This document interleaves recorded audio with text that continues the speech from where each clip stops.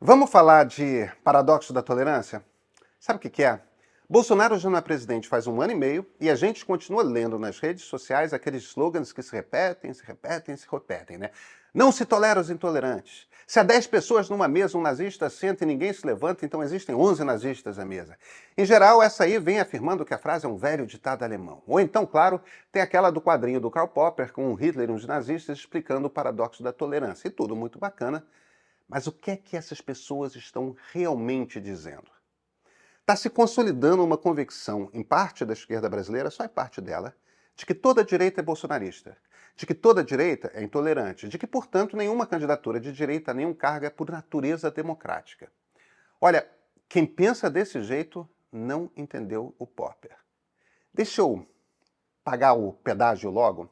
A gente precisa, na internet, pagar uns pedágios, né? Dizer umas coisas bem rápido, porque não há qualquer espaço para raciocínios que se alonguem muito. As pessoas já entram com uma voadora depois do título, não dá para esperar 30 segundos de comentário. Todo mundo quer logo encaixar a gente ou no time vermelho ou no time verde e amarelo. Se não se posiciona com clareza é porque é o inimigo. Então vamos lá. Jair Bolsonaro é fascista. Quando digo que Bolsonaro é fascista, não é por xingamento, não é porque fascista é uma palavra forte para quem é de direita.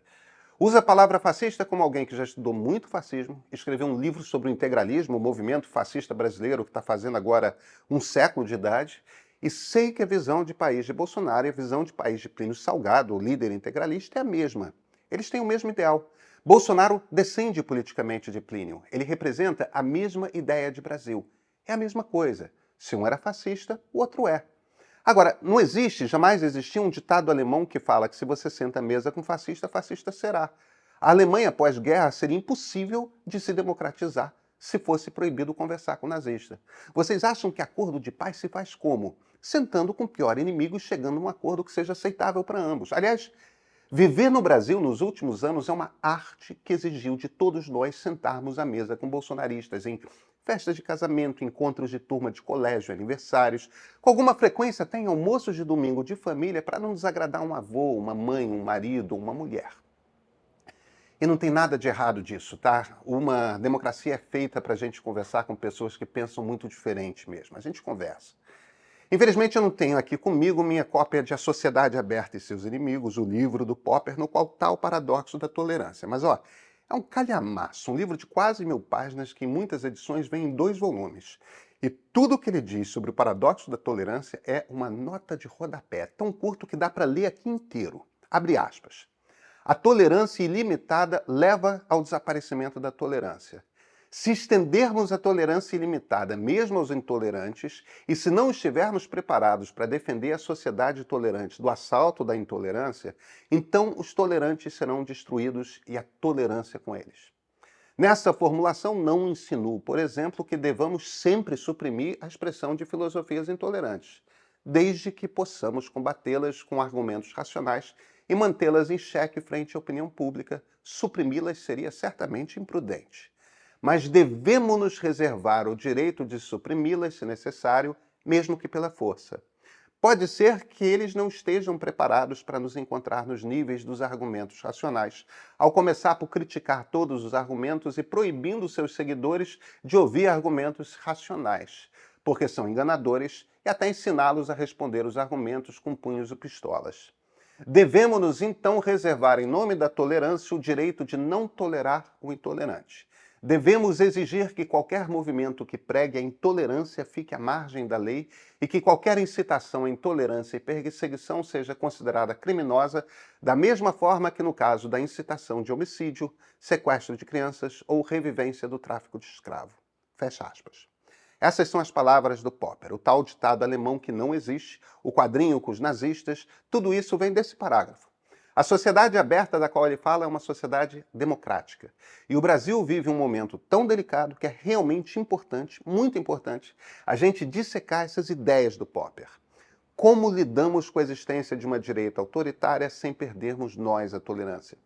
Como garantir uma sociedade plural? Porque sem pluralidade não há democracia. Mais importante, não é democrático o regime que põe para fora toda a direita.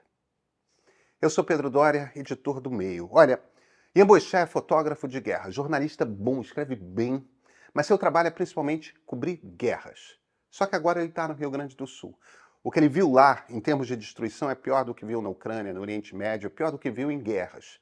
Vale muito ler o Ian para ter uma noção do problema com o qual os gaúchos vão ter de lidar após a enchente. Vale muito ler.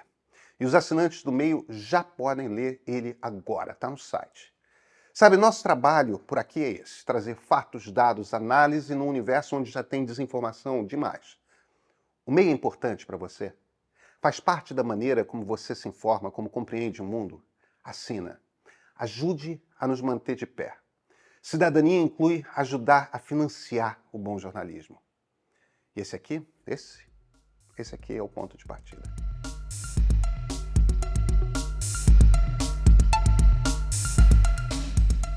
Nós, democratas, que desejamos continuar vivendo numa democracia, temos algumas questões delicadas com as quais lidar.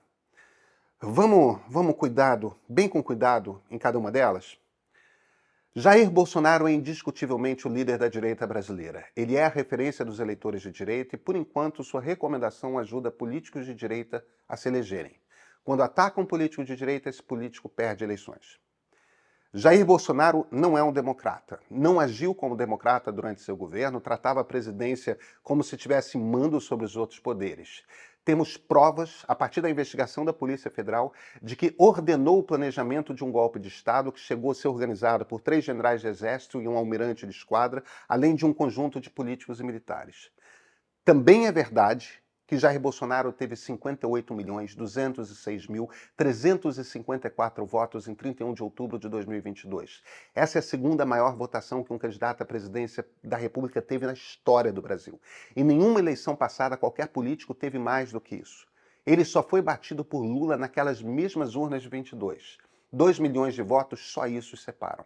Bolsonaro recebeu 49% dos votos numa eleição em que uma quantidade recorde de eleitores foram às urnas naquele segundo turno. Olha, se não fosse um autoritário golpista, se não tivesse agido de forma completamente irresponsável durante a pandemia, tudo indica que teria sido reeleito com muita tranquilidade.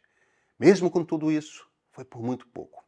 Uma pesquisa realizada no mês passado pelo IPEC, o antigo IBOPE, revelou que 18% do eleitorado se considera de esquerda, 28% de centro e 41% de direita. Isso é autodeclaração. Não quer dizer que as pessoas saibam o que essas palavras querem dizer, mas não importa. É como as pessoas se compreendem. O número de brasileiros que se considera de direita é mais que o dobro dos que se consideram de esquerda. Se a gente fosse tomar pelo Twitter, onde a turma de esquerda diz que o centro não existe, centro, na verdade, é uma direita disfarçada, aí tudo piora muito. Se o centro é mesmo direita, então para cada brasileiro de esquerda, 4 de direita. Só que isso é uma bobagem, porque basta olhar para esses números e entender que os brasileiros de centro votaram em peso na candidatura de Lula na última eleição. Se dependesse apenas de eleitores de esquerda, nunca teríamos presidentes de esquerda.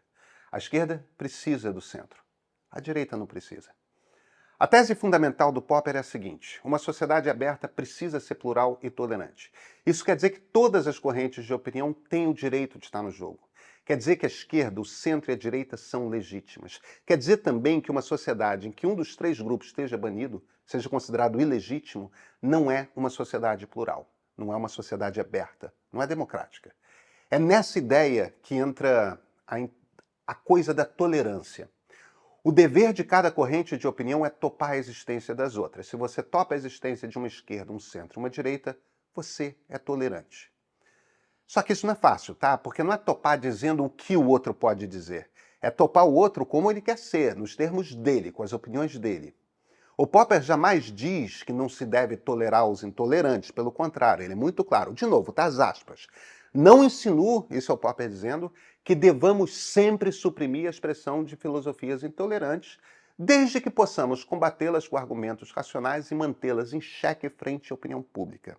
Quer dizer, está tudo certo algumas correntes em serem intolerantes, desde que elas não ameacem a democracia, desde que elas não tenham chance de ameaçar. Jair Bolsonaro teve chance e ameaçou a democracia. Mas aí precisamos nos fazer uma pergunta. Todos os políticos de direita brasileiros seriam golpistas? Levariam necessariamente ao fim da democracia? Porque a maioria dos políticos de direita já estavam aí antes de Bolsonaro, tá? E nunca nenhum deles ameaçou qualquer coisa. Foi Bolsonaro e o círculo dele que fizeram. Podemos ampliar a pergunta. Todos os 58 milhões de brasileiros que votaram em Bolsonaro desejam o fim da democracia? As pesquisas dizem que não, tá? Mas vamos lá. Se respondemos sim a ambas as perguntas, se consideramos que todo político de direita é golpista e metade do eleitorado não deseja a democracia, então estamos sugerindo que devemos excluir do jogo metade do país. Mas se excluímos por completa a direita, já não temos mais uma sociedade aberta. Não há mais democracia porque não cumpre os requisitos mínimos. Se nos recusamos a conversar com quem é de direita, deixamos nós de cumprir o requisito da tolerância, da capacidade de ouvir e aceitar quem pensa muito diferente. Um dos problemas que temos aqui, só para ficar claro, é que vivemos num país conservador. Jair Bolsonaro, ao menos por enquanto, está fora do jogo, não vai ser candidato. E precisamos, nesse momento de radicalização, aprender a conversar e a conviver. Sentar com alguém que tenha votado em Jair Bolsonaro não é se tornar fascista, é fazer o que democratas fazem, ouvir. Se a gente não começar a compreender e aceitar os anseios e os medos dos eleitores de Bolsonaro, eles seguirão eleitores de Bolsonaro. Vejam, compreender e aceitar não é o mesmo que concordar, mas é o mesmo que reconhecer que há um debate para se ter. Tem gente demais repetindo que não se deve tolerar os intolerantes sem nunca ter lido Popper, sem ao menos entender o que o Popper estava dizendo. É pegar uma nota de rodapé e ignorar por completo os volumes que vêm ao redor dela. Ninguém falou que ia ser fácil, que é fácil. Em momentos como esse, é aliás muito, muito, muito difícil. Mas só para deixar claro, se concluirmos que metade dos brasileiros não podem fazer parte do jogo, aí quem matou a democracia fomos nós. Sabe, não chegam a 20 os homens e mulheres que planejaram um golpe de Estado. Esses cometeram um crime e devem ser julgados e presos. Mesmo que a gente some os 1000 e poucos no inquérito do 8 de janeiro, isso é traço percentual perante o Brasil inteiro. Os 58 milhões de eleitores que votaram em Bolsonaro são brasileiros como nós, com valores diferentes dos nossos, e ao invés de sair condenando, a gente precisa parar para ouvir. Não existe democracia brasileira sem eles terem voz, sem eles terem parte de seus objetivos atendidos. É dura coisa, tá? Mas se a gente quer uma democracia, é assim que funciona. Pregar o fim do diálogo não é o jeito de salvar a democracia alguma. Pregar o fim do diálogo, dizer que são inaceitáveis, isso sim é antidemocrático.